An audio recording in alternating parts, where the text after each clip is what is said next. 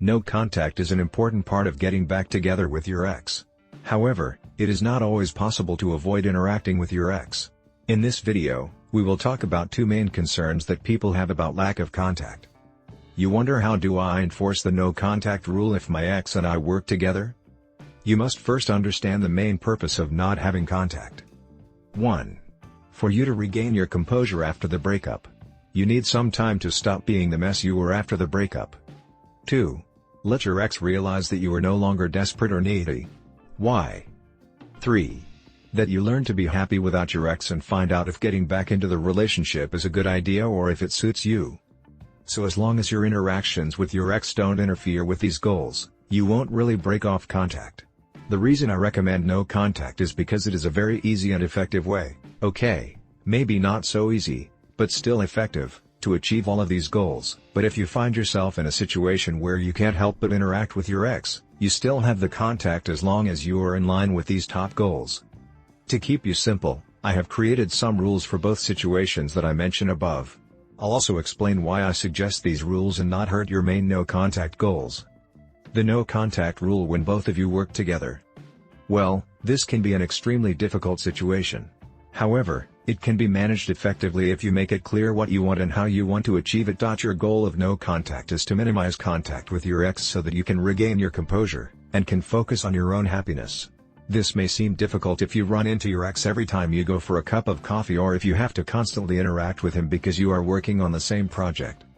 Here are some basic rules to follow if you and your ex work together. 1.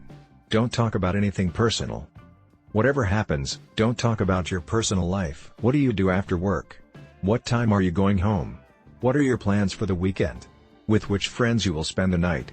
It's none of your business. And while you're at it, your ex's personal life isn't your business either. As long as you have no contact, there is no friendship with your ex. He is an acquaintance. So treat him like an acquaintance. And in this case, a colleague. Why is this important? If you talk to your ex about your personal life, you run the risk of letting him know that you are not doing so well after the breakup. On the other hand, if you're doing well and you keep talking to your ex about how great you are, you run the risk of looking like you're showing off. Which again makes you seem a bit needy. But how to avoid it? What if your ex insists on talking about your personal life?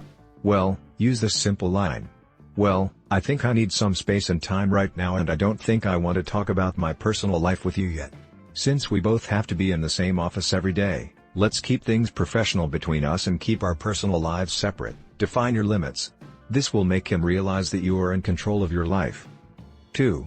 Don't talk about your ex with your colleagues.